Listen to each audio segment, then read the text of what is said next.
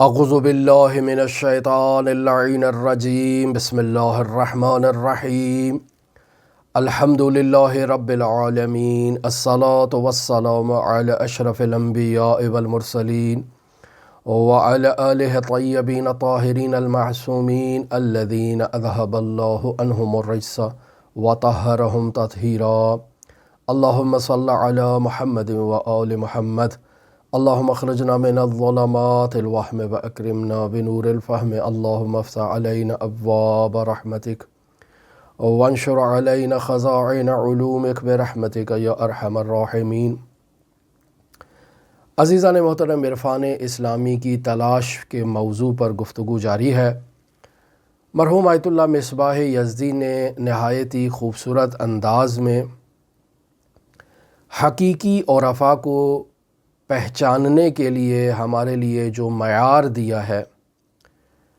وہ معیار کچھ اس عنوان سے گزشتہ درس میں بھی ہم تفصیل سے آپ کے سامنے بیان کر چکے ہیں کہ وہ افراد کہ جو عرفان کی باتیں کرتے ہیں، جو عارف ہونے کے دعوے دار ہیں،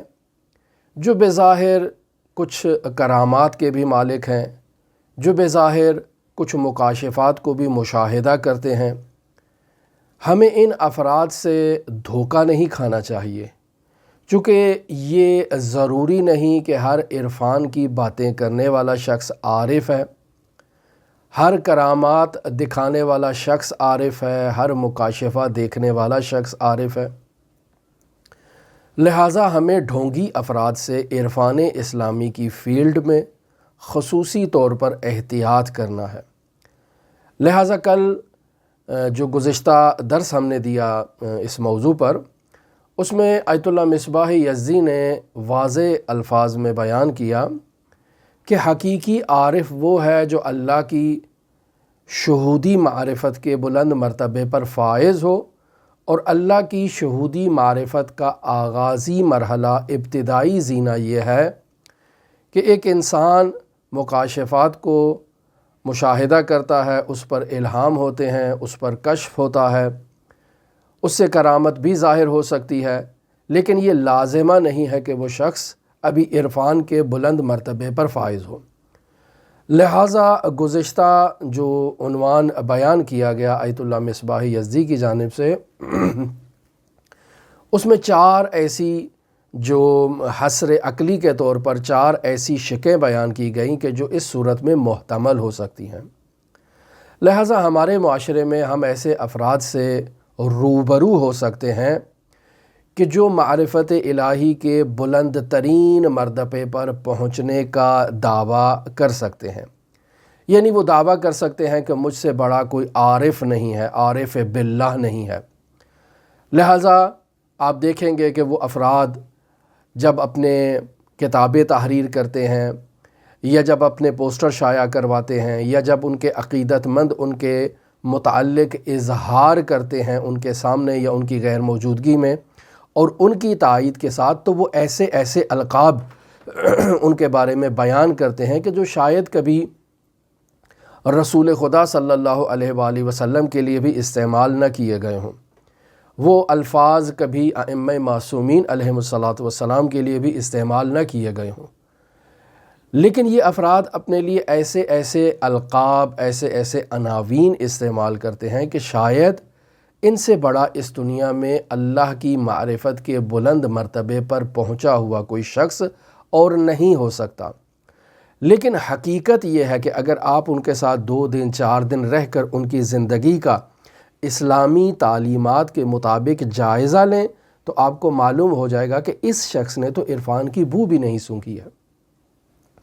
اس کے وجود میں معرفت الہی موجود نہیں ہے، معرفت الہی سے اس کا وجود خالی ہے۔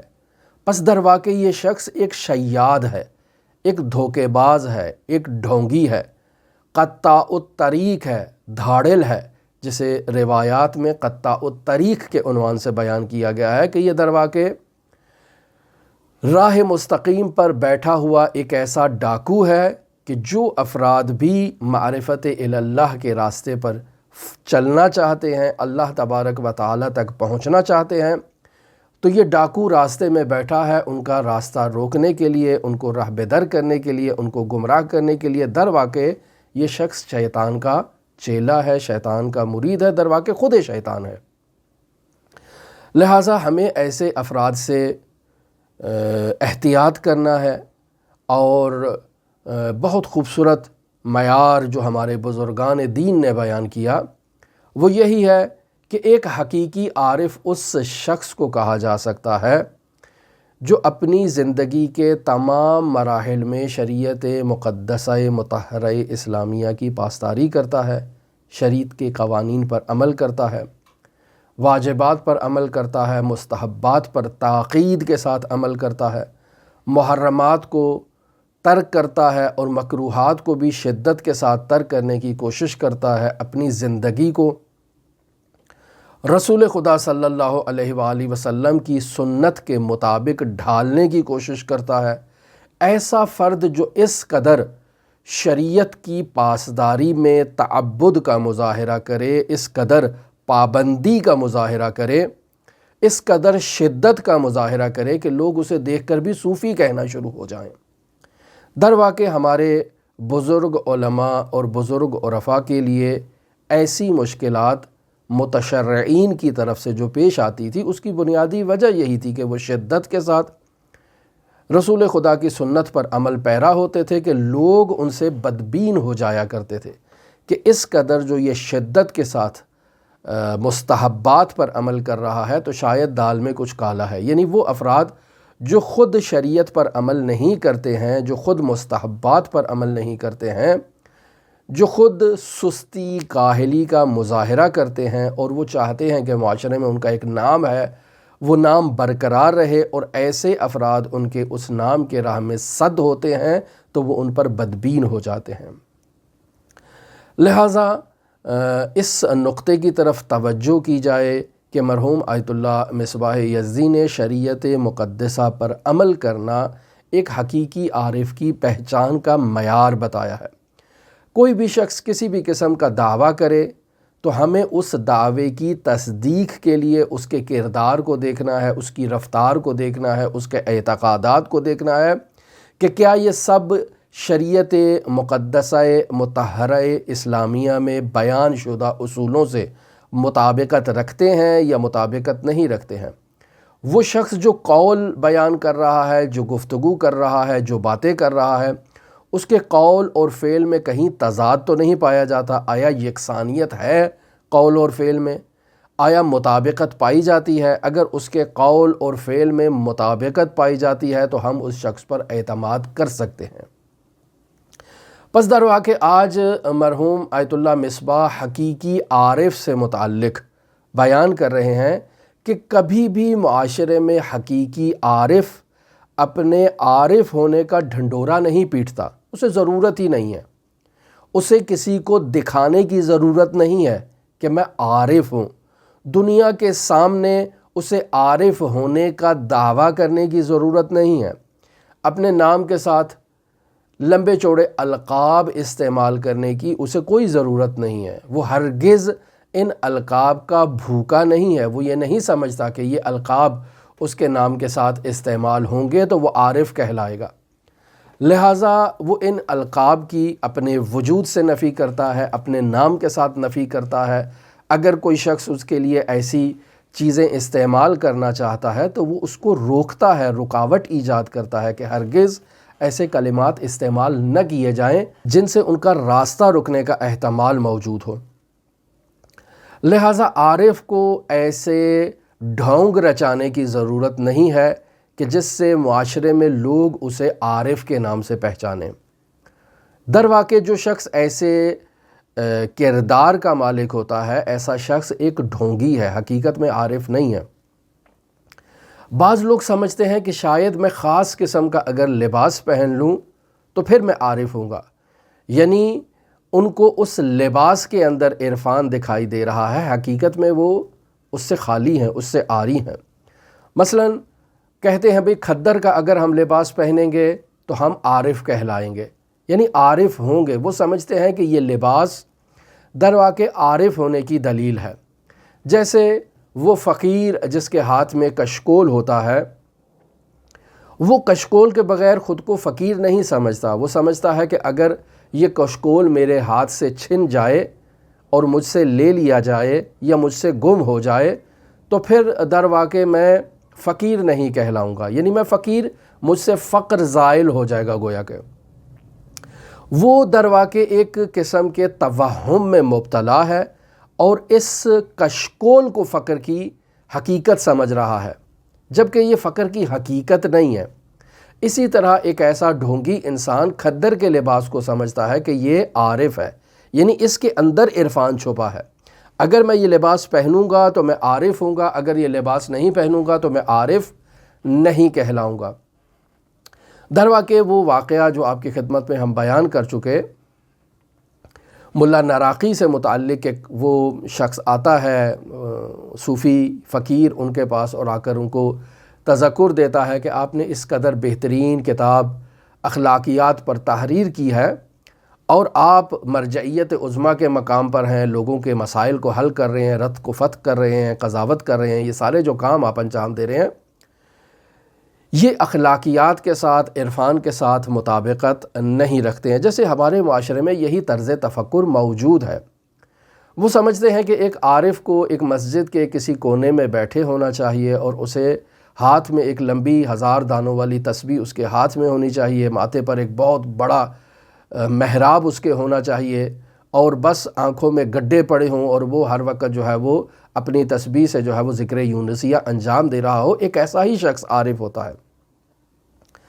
اگر وہ معاشرے کے مسائل میں دلچسپی لے رہا ہے، لوگوں کے درمیان اختلافات کو حل کر رہا ہے، لوگوں کے درمیان فقہی مسائل کو بیان کر رہا ہے، وہ معاشرتی مسائل میں اپنی رائے کا اظہار کر رہا ہے، تو سمجھتے ہیں یہ شخص دنیا دار ہے۔ لہٰذا امام خمینی رحمۃ اللہ علیہ سے متعلق لوگوں کے ذہنوں میں ان کا عرفانی پہلو زیادہ واضح نہیں تھا، لوگوں کے ذہنوں میں ان کا فقہی پہلو اتنا واضح و شگاف نہیں تھا۔ لوگ انہیں ایک سیاست مدار کے عنوان سے زیادہ بہتر پہچانتے تھے بنسبت اس کے کہ وہ انہیں ایک عارف کے عنوان سے پہچانیں، جبکہ آپ ان کے آثار کو مشاہدہ کریں، ان کی کتابوں کو مشاہدہ کریں، ان کے اشعار کو، ان کے کلمات کو اگر آپ مشاہدہ کریں تو در واقع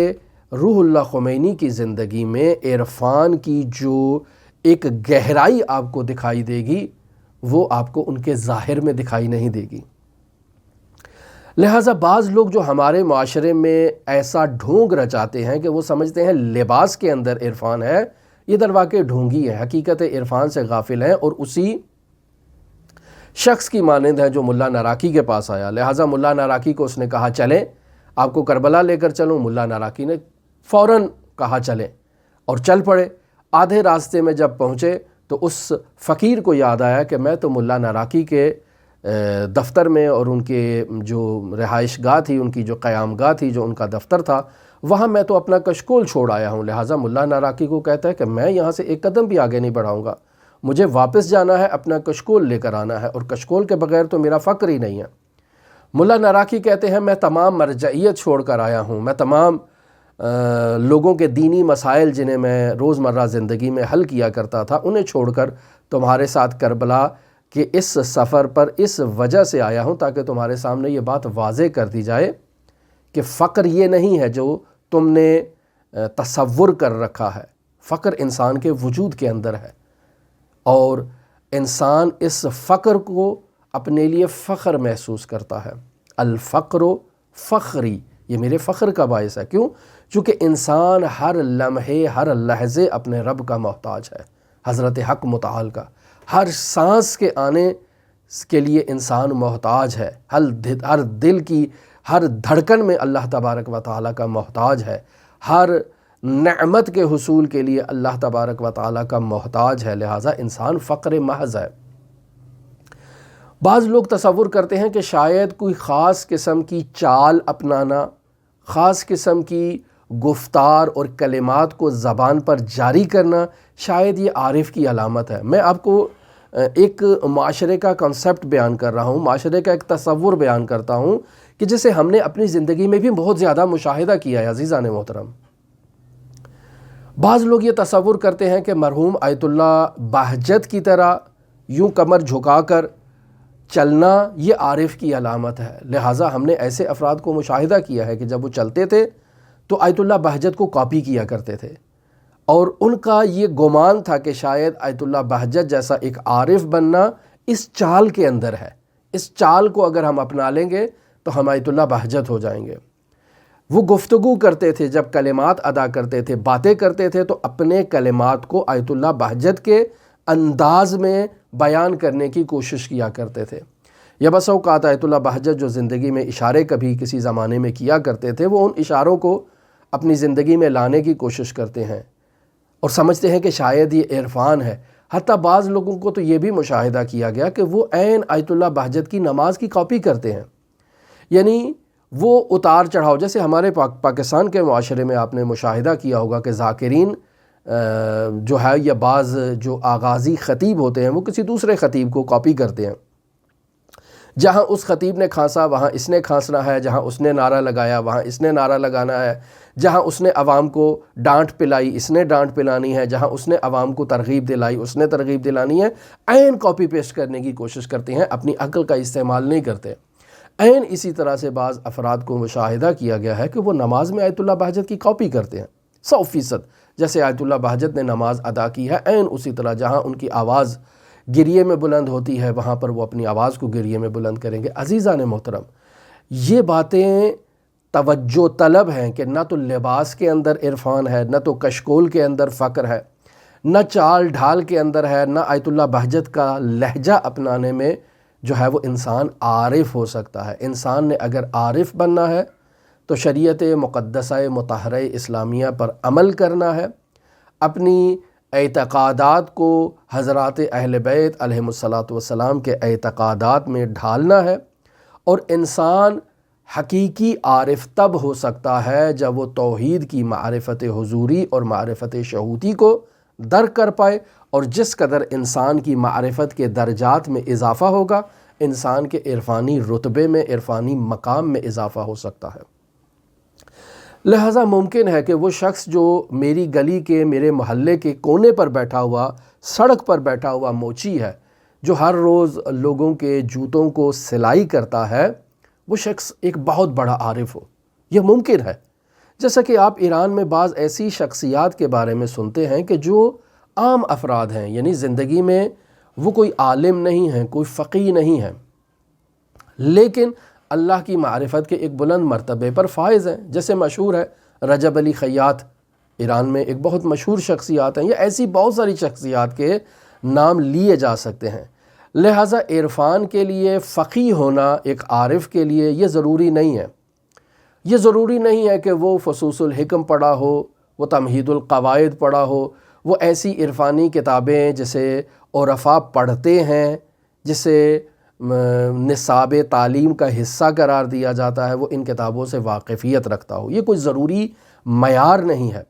لہٰذا وہ محلے میں بیٹھا ہوا موچی بھی عارف ہو سکتا ہے، جس نے کبھی اپنی زندگی میں نہ تو عالم ہونے کا دعویٰ کیا ہے، نہ اس نے عارف ہونے کا دعویٰ کیا ہے،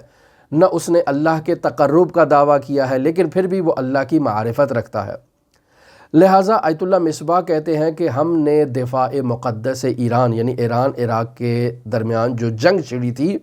اس میں ایران نے اپنا دفاع کیا تھا، اپنی سرزمین کا دفاع کیا تھا، اور اس دفاع کو ایران میں دفاع مقدس کے نام سے یاد کیا جاتا ہے۔ آیت اللہ مصباح کہتے ہیں کہ ہم نے اس دفاع مقدس کے دوران ایسے عرفاء کو مشاہدہ کیا ہے کہ جنہوں نے اپنی زندگی میں 60 سال کی ریاضتیں یا عبادتیں انجام نہیں دی ہیں، لیکن پھر بھی وہ اللہ کے تقرب کے مقام پر فائز تھے، اور ایسے بزرگ افراد تھے یہ نوجوان، یہ افراد جو اللہ کی راہ پر جو ہے وہ نکلے تھے اللہ کی تلاش میں اور اللہ تک پہنچنے کے لیے، کہ بس اوقات ممکن ہے ایک انسان 100 سال بھی محنت کرے تو وہ اس راستے پر کامیابی حاصل نہیں کر سکتا جیسے ان اولیاء الہی نے کامیابیاں حاصل کی ہیں، اور اللہ نے ان کی عاقبت کو بخیر کیا ہے۔ آیت اللہ مصباح کہتے ہیں کہ میں اس عمر میں، یعنی جب وہ یہ درس دے رہے ہیں اور اس کتاب کو تحریر کیا جا رہا ہے، ان کی محاسن اور داڑھی جو ہے وہ سفید ہو چکی ہے۔ آیت اللہ مصباح کہتے ہیں کہ میں اپنی سفید داڑھی کے ساتھ ایسے عرفا کے پیروں کی خاک ہونا بھی اپنے لیے فخر محسوس کرتا ہوں۔ اور واقعاً ایران عراق جنگ کے دوران یہ جو نوجوان جو امام خمینی کے اس شعار پر گھر سے باہر نکلے اور جنہوں نے واقعاً وہ سفر طے کیا، ملکوتی سفر طے کیا، عالم ملک سے عالم ملکوت کی طرف، اور بلند مقامات پر وہ لوگ فائز ہوئے۔ آپ ان شہداء کے وصیت ناموں کو مشاہدہ کریں، ان کا مطالعہ کریں، ان کے حالات زندگی کا مطالعہ کریں۔ ایران عراق جنگ سے پہلے ان کی کیا کنڈیشن تھی، اور جنگ کے ایام میں انہوں نے کیا ملکوتی سفر طے کیا، کیسے عالم ملک سے ملکوت کی طرف گئے، کیسے عبادات میں متعبد ہوئے، کیسے انہوں نے جو ہے وہ وہاں پر خود گزشتگی کا اظہار کیا۔ یہ واقعاً انسان کے رونگٹے کھڑے کر دیتا ہے، اور آیت اللہ مصباح اسی نقطے کی طرف اشارہ کر رہے ہیں۔ لہٰذا عارف بننا کسی خاص گروہ کے ساتھ مخصوص نہیں ہے، ہر شعبے سے تعلق رکھنے والا شخص عارف بن سکتا ہے۔ ایک شخص ڈاکٹر ہے، وہ اپنے اس پیشے میں مریض کا علاج اللہ کے تقرب کے حصول کے لیے کرے، وہ عارف بن سکتا ہے۔ ایک شخص انجینئر ہے اور وہ اپنے پیشے میں اللہ کے تقرب کے لیے جد و جہد کرتا ہے، وہ عارف ہو سکتا ہے۔ ایک تاجر ہے، وہ تجارت کے دوران تجارت کے فقہی قواعد کی رعایت کرتے ہوئے اللہ کے تقرب کے لیے جد و جہد کرے، وہ عارف ہو سکتا ہے۔ ایک زمیندار ہے، ایک موچی ہے، ایک درزی ہے، یہ عارف بن سکتا ہے، اور نہ صرف یہ کہ صرف دعویٰ ہے کہ بن سکتا ہے، اس کی عملی مثالیں موجود ہیں کہ ایسے افراد موجود ہیں کہ جنہوں نے شریعت کی پاسداری کی ہے اور بلند مقامات پر یہ افراد پہنچے ہیں۔ لہٰذا عارف بننے کے لیے کسی نام، نمود اور نمائش کی ضرورت نہیں ہے، عوام میں مشہور ہونے کی ضرورت نہیں ہے۔ اکثر ہمارے علماء جو فقیہ کے نام سے پہچانے جاتے ہیں، ہم انہیں فقیہ کے عنوان سے جانتے ہیں، جبکہ وہ عرفان کے بلند ترین مقام پر فائز تھے۔ مثلاً آپ شیخ مرتضیٰ انصاری کو مشاہدہ کر لیں۔ فقہ میں، اصول میں شیخ مرتضیٰ انصاری کا ایک بہت بڑا مقام ہے، بہت بڑا مقام ہے، جبکہ یہی شیخ مرتضیٰ انصاری ملا حسین قلی حمدانی کے جو استاد بھی تھے، اور ادھر سے جایا کرتے تھے سید علی ششتری کے درس میں، اور وہاں جا کر ان سے فیض لیا کرتے تھے۔ لہٰذا عرفان کو جو لوگوں کے کلام میں تلاش نہیں کرنا، بلکہ لوگوں کے اعمال میں، لوگوں کے کردار میں، لوگوں کی رفتار میں تلاش کرنا ہے۔ ائمہ معصومین علیہم الصلاۃ والسلام جو ہم عرفان بیان کر رہے ہیں، بالآخر وہ ائمہ معصومین سے منشعب ہوا ہے۔ تو اگر ائمہ سے یہ تعلیمات نشر ہوئی ہیں تو وہ خود عرفان کے بلند ترین مقام پر فائز تھے۔ عرفان یعنی اللہ کا عارف ہونا، اللہ کی معرفت رکھنا۔ کوئی نہیں دعویٰ کر سکتا کہ میری اللہ کی نسبت جو معرفت ہے وہ کسی معصوم کی معرفت سے زیادہ ہے، نہیں، یہ جو بھی دعویٰ کرے گا وہ شیطان ہے، وہ گمراہ ہے۔ ائمہ معصومین علیہم الصلاۃ والسلام جو اللہ کے تقرب میں، اللہ کی معرفت میں بلند ترین مقام پر فائز تھے، انہوں نے اپنے کردار سے، اپنے گفتار سے عرفان کی ہمیں تعلیم دی ہے۔ لہٰذا امام زین العابدین علیہ الصلاۃ والسلام کی دعاؤں کو مشاہدہ کریں، سید امام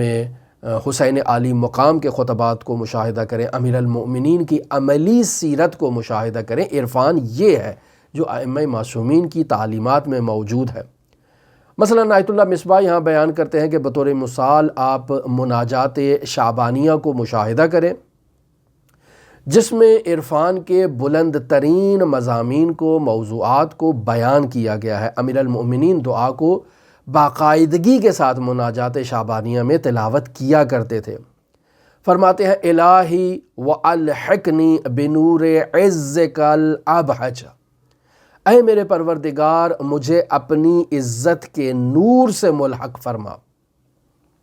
فَأَكُونَ لَكَ عَارِفًا، کیوں مجھے اپنی عزت کے نور ابہج سے منور فرما؟ فَأَكُونَ لَكَ عَارِفًا، تاکہ میں تیرا عارف بن سکوں۔ کہتے ہیں عارف تو ائمہ معصومین کے کلام میں موجود ہی نہیں ہے، یہ تو بنایا ہوا ڈھونگ ہے، نہیں، امیر المؤمنین خود عارف بننا چاہتے ہیں۔ فَأَكُونَ لَكَ عَارِفًا، تاکہ میں تیرا عارف بن جاؤں۔ وَعَنْ سِوَاكَ مُنْحَرِفًا، اے میرے پروردگار میں تیرے غیر سے منحرف ہو جاؤں، تیرے غیر سے دور ہو جاؤں۔ ومن کا خائفن، اور تجھی سے خائف ہوں، مراقبہ، اور میں اپنا مراقبہ کروں، میں اپنا خیال رکھوں کہ میرے وجود میں کوئی ایسا عمل سرزد نہ ہو کہ جس پر تو میرا محبوب سبحانی مجھ سے ناراض ہو، جس پر تو مجھ سے راضی نہ ہو۔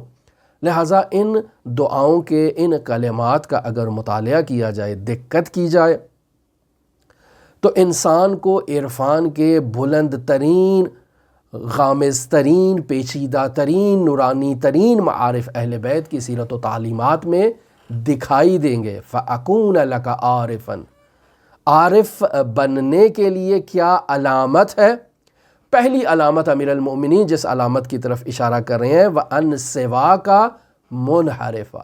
انسان کا قول، فعل، رفتار، طرز عمل، ہر انسان کے ذرے ذرے سے جو چیز ظاہر ہو رہی ہے وہ یہی ہے کہ ان سِوَاكَ مُنْحَرِفًا، وہ شخص جو عارف ہے وہ غیر اللہ سے منحرف ہے، اس کے دل کی تمام تر توجہ کا محور اس کا محبوب سبحانی حضرت حق متعال ہے، وہ اپنا وجود خداوند متعال کے سپرد کر دیتا ہے اور خداوند متعال سے چاہتا ہے۔ معاشرے میں قطع تعلق نہیں ہے، راہب نہیں ہے، روحانیت اختیار نہیں کی ہے، معاشرے میں رہتے ہوئے لوگوں کے درمیان ایسے زندگی کر رہا ہے کہ وہ اللہ سے مقرب اور قرب کی حالت میں ہے اور غیر اللہ سے وہ منحرف ہے، لہٰذا اس کا معاشرے سے معاشرتی تعلق اسے یاد خدا سے اس کے دل کو نہیں موڑ رہا، اللہ سے تعلق کو اس کے دل سے ختم نہیں کر رہا، وہ کسی قسم کی پیری مریدی کا مشتاق نہیں ہے، لوگوں کو اپنے گرد جمع کرنے کا خواہش مند نہیں ہے، اس کے لیے فرق نہیں کرتا کہ اس کے گرد 1000 افراد ہوں یا کوئی نہ ہو، وہ ایک بیابان میں، ایک تنہائی میں بیٹھا ہوا اپنے رب کی یاد میں مصروف ہو، وہ ان سِوَاكَ منحرفہ کا مصداق ہے۔ لہٰذا حقیقی عارف وہ ہے کہ جس کی نظر خدا پر ہے اور وہ خدا کے لیے لوگوں سے رابطہ کرتا ہے اور خدا کے لیے لوگوں سے متارکہ اختیار کرتا ہے۔ لہٰذا ایک عارف کی نظر میں جو ہے وہ یہ دنیا ایک مٹی کے ٹیلے کی مانند ہو سکتی ہے، یہ جتنے جواہرات ارضی اس دنیا میں موجود ہیں وہ اس کے لیے مٹی کا ڈھیر ہے، اس کے لیے ان کی کوئی اہمیت، کوئی وقعت نہیں ہے، وقعت ہے تو صرف اس وجہ سے کہ وہ ان جواہرات کو اللہ کی مشی میں، اللہ کی مرضی میں، اللہ کی راہ میں خرچ کرنا چاہتا ہے، وہاں پر خرچ کرنا چاہتا ہے جہاں اس کا محبوب حقیقی، محبوب سبحانی اسے خرچ کرنے کا حکم دیتا ہے۔ ایسا نہیں ہے کہ یہ مٹی کا ڈھیر جو ایک عارف کی نظر میں مٹی کا ڈھیر ہے لیکن حقیقت میں وہ سونے جواہرات ہیں، عارف اس سے بے تفاوت ہو جائے گا، نہیں، عارف اس سے بے تفاوت نہیں ہے، اسے اپنی تجوری میں رکھے گا، اسے سنبھال کے رکھے گا، کیونکہ اللہ نے اسے سنبھالنے کا حکم دیا ہے، اللہ نے اس کی حفاظت کا بھی حکم دیا ہے، اللہ نے اسے خرچ کرنے کا بھی حکم دیا ہے۔ ہم یہاں جو ہے وہ تضاد کا شکار ہو جاتے ہیں، ہم سمجھتے ہیں کہ اس کی نظر میں اگر یہ مٹی کا ڈھیر ہے تو اسے کوڑے کے ڈبے میں پھینک دینا چاہیے تاکہ ہم اٹھا لیں۔ اگر وہ ان کی حفاظت کر رہا ہے، ان کو تجوری میں رکھ رہا ہے، بینک کے لاکر میں رکھ رہا ہے، تو اس کا مطلب ہے یہ عارف نہیں ہے، یہ دنیا دار ہے۔ نہیں عزیزان محترم، ایک عارف کا بینک اکاؤنٹ بھی ہو سکتا ہے،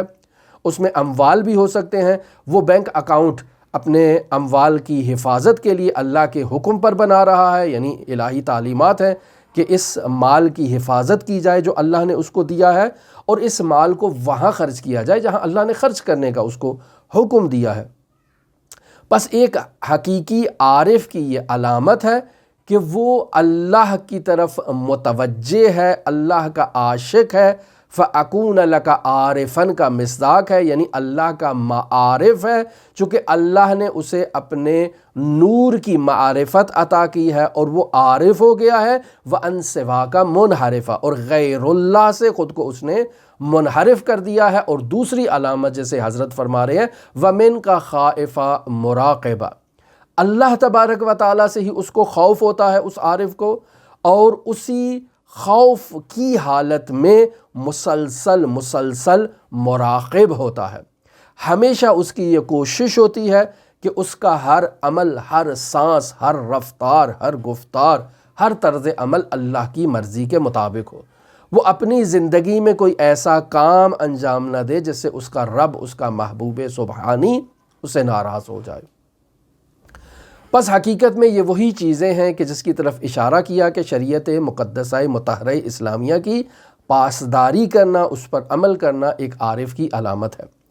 پس عرفان حقیقت میں ایک حقیقی عارف، حقیقت عرفان اور حقیقی عرفاء کی نشانی یہی ہے کہ وہ اللہ کے قرب کی جو حصول ہے اس کے لیے جو ہے وہ تغودو کرتا ہے، نام و نمود و نمائش و معجزات و کرامات و جو خارق العادہ واقعات ہیں ان کی وہ پیچھے نہیں ہوتا ہے، طی الارض کے پیچھے نہیں ہے، جفر و رمل و عدد کے پیچھے نہیں ہے، وہ کسی بھی ایسے کام کے پیچھے نہیں ہے کہ جس سے معاشرے میں اس کا جو ہے وہ اس کی ایک دکانداری چمک جائے۔ لہٰذا کسی کا نام عارف رکھا جائے یا نہ رکھا جائے، اس اللہ کے بندے کو اس پر کوئی فرق نہیں ہے۔ اس نے کھدر کا لباس پہنا ہے تو بھی وہ عارف ہے، نہیں پہنا تو یہ اس کے پیروں کی زنجیر نہیں ہے۔ ایسا نہیں ہے کہ اس کو کھدر کا لباس نہیں ملے گا تو اس کا عرفان زائل ہو جائے گا، ایسا نہیں ہے کہ اس کے ہاتھ سے اگر کشکول لے لیا جائے تو اس سے فقر زائل ہو جائے گا۔ لہٰذا ہمیں ایسے عارف سے، ایسے صوفی سے خود کو نجات عطا کروانی ہے، خود کو محفوظ رکھنا ہے، جو حقیقت میں قطاع الطریق ہے، جو حقیقت میں ڈھونگی ہے، جو عرفان کی الف بے سے بھی آشنا نہیں ہے، واقفیت نہیں رکھتا ہے، جو شریعت مقدسہ اسلامیہ کو لتاڑتا ہے۔ ہمیں ایسے افراد سے دوری اختیار کرنا ہے، اور ہمارے علماء عرفاء فقہاء ایسے ہی کردار کے مالک تھے، ان کو ان چیزوں کی کوئی پرواہ نہیں ہوتی تھی کہ لوگ ان کے معتقد ہیں یا ان کے معتقد نہیں ہیں۔ لیکن حقیقت میں دیکھا جاتا ہے کہ یہ عرفاء جو فقہا کے عنوان سے معاشرے میں شہرت رکھتے ہیں، عارف کے عنوان سے شہرت نہیں رکھتے ہیں، حقیقت میں عارف ہیں لیکن لوگ ان کے گرویدہ ہیں۔ معاشرے میں وہ فیلسوف کے نام سے مشہور ہیں، معاشرے میں وہ محدث کے نام سے مشہور ہیں، معاشرے میں وہ فقیہ کے نام سے مشہور ہیں، عارف کے نام سے مشہور نہیں ہیں۔ لیکن اس کے باوجود وہ عرفان کے بلند ترین مقام پر بھی فائز ہیں۔ کبھی انہوں نے لوگوں کو اپنے گرد جمع کرنے کی کوشش نہیں کی ہے، کبھی انہوں نے اپنے نام کے ساتھ ایسے الفاظ اور القاب اضافہ کرنے کے لیے نہ تو اپنے مریدوں کو ترغیب دلائی ہے، نہ ہی وہ پسند کرتے ہیں کہ ان کے ناموں کے ساتھ ایسے القاب کو اضافہ کیا جائے۔ اگر کوئی کر بھی دے تو ان کو اس سے فرق نہیں پڑتا ہے۔ لہٰذا ان کے وجود میں کسی قسم کا غرور اور تکبر ایجاد نہیں ہوتا۔ انہیں جب آپ معاشرے میں چلتا ہوا، سڑک پہ چلتا ہوا مشاہدہ کرتے ہیں تو ایک عام معمولی سا انسان، آپ اس کے پاس سے بھی گزر جائیں تو آپ کو محسوس نہیں ہوگا کہ یہ بھی کوئی شخص ہے، یہ بھی کوئی عالم ہے۔ لہٰذا ایسے علماء، ایسے عرفاء جو شہودی معرفت کے بلند ترین مقام پر فائز ہیں لیکن وہ کسی قسم کے دکھاوے کے قائل نہیں ہیں، وہ اپنے مقامات کا ڈھنڈورا نہیں پیٹتے، اپنی حیثیت کا، اپنے وجود کا، اپنی شہرت کا راگ نہیں الاپتے ہیں، اور وہ عرفان کی بلند ترین چوٹیوں پر فائز ہیں، بلند ترین مقام پر فائز ہیں، لوگ ان کے معتقد ہیں، لوگ ان سے کرامات بھی مشاہدہ کرتے ہیں، ان سے غیب کی خبریں بھی سنتے ہیں، اور ان کی جو عقیدت ہے لوگوں کی اضافہ ہو جاتی ہے، لیکن لوگ انہیں عارف کے عنوان سے نہیں پہچانتے۔ لوگ کہتے ہیں بہت ہی بڑا فیلسوف ہے، بہت ہی بڑا محدث ہے، بہت ہی بڑا یہ جو ہے وہ فقیہ ہے۔ لہٰذا ہمارے تاریخ تشیع میں آپ کو فقیہ کے عنوان سے، فیلسوف کے عنوان سے، محدث کے عنوان سے، متکلم کے عنوان سے ایسے افراد دکھائی دیں گے جو ان ٹائٹلوں سے مشہور ہیں لیکن حقیقت میں وہ اللہ کی شہودی معرفت کے بلند ترین مقام پر فائز ہیں۔ جیسے یہاں آیت اللہ مصباح مقدس اردبیلی کی مثال دے رہے ہیں، شیخ مرتضیٰ انصاری کی مثال دے رہے ہیں کہ یہ دونوں بزرگوار شخصیات عرفان کے بلند ترین مقام پر فائز تھے، قرب الہی کے بلند ترین مقام پر فائز تھے، اور معاشرے میں عرفان اور تصوف اور کشف و شہود کے حوالے سے، ان چیزوں کے حوالے سے ان کا مقام نہیں تھا اور شہرت نہیں تھی۔ لہٰذا یہ جو عام لوگوں کے نزدیک معیار بنائے جاتے ہیں کہ فلاں فلاں کیفیت کا مالک جو عارف ہوگا، مثلا اس انداز میں چلے گا تو عارف ہے، اس انداز میں بولے گا تو عارف ہے، اس انداز میں نماز پڑھے گا تو عارف ہے، اس لباس کو پہنے گا تو عارف ہے، یہ لوگوں کے بنائے ہوئے معیارات ہیں، حقیقت عرفان سے ان کا کوئی تعلق نہیں ہے۔ حقیقت میں وہ اللہ کا ولی ہے جو اللہ کی رضایت کے حصول کے لیے اللہ کے احکام جو بیان کیے گئے ہیں قرآن مجید میں ان کی پاسداری کرتا ہے، پابندی کرتا ہے، ان پر عمل کرتا ہے۔ وہ کبھی جو ہے وہ اپنے لیے ایسے جو ہے وہ بہانے تلاش کر کے شریعت سے فرار ہونے کا راستہ اختیار نہیں کرتا ہے۔ لہٰذا ان نکات کی طرف توجہ دی جائے جنہیں آیت اللہ مصباح نے بیان کیا۔ نہایت ہی اہم نکات ہیں ایک حقیقی عارف کو ایک ڈھونگی بابے سے پہچاننے کے لیے، ایک متغلب خودنمائی کرنے والے ایک ریاکار شخص سے پہچاننے کے لیے انسان کو ان نکات کی ضرورت ہے، تب جا کر ہم ایک حقیقی عارف کو ایک دوسرے ڈھونگی سے پہچان سکتے ہیں۔ اور ہمارے چونکہ اطراف میں ایسے متغلب ڈھونگی افرادوں نے جو ہے وہ احاطہ کر رکھا ہے، لہٰذا ہم حقیقی عرفاء کو پہچاننے سے عاجز ہو جاتے ہیں۔ ہماری دعا ہے کہ خداوند متعال ہمیں عرفان حقیقی کی معرفت عطا فرمائے، ہم اللہ کے اولیاء کو اللہ کے نور سے پہچان سکیں، اللہ کی معرفت سے پہچان سکیں، اللہ کے ان اولیاء کا پیغام جو اللہ کی معرفت کے حصول کے لیے ہے، اللہ کے تقرب کے حصول کے لیے، خداوند متعال ہمیں اس نورانی پیغام سے آشنائی کروائے، ہمیں عرفان اہل بیت علیہ الصلاۃ والسلام سے آشنائی کروائے، ہمیں اہل بیت کے کلام میں موجود یہ جو عرفانی نکات ہیں انہیں سمجھنے کی توفیق عطا فرمائے۔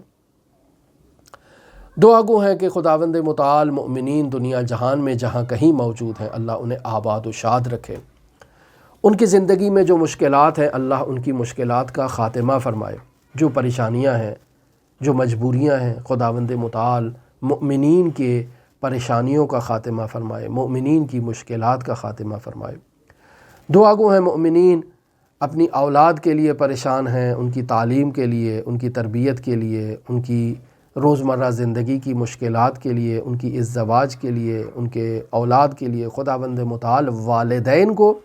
اپنی اولاد کے ان تمام پریشانیوں سے انہیں نجات عطا فرمائے اور والدین کو خوشخبریاں دے۔ دعا گو ہیں خداوند متعال تمام مقروض افراد مؤمنین کے قرضوں کو خزانہ غیب سے عطا فرمائے، تمام مؤمنین کو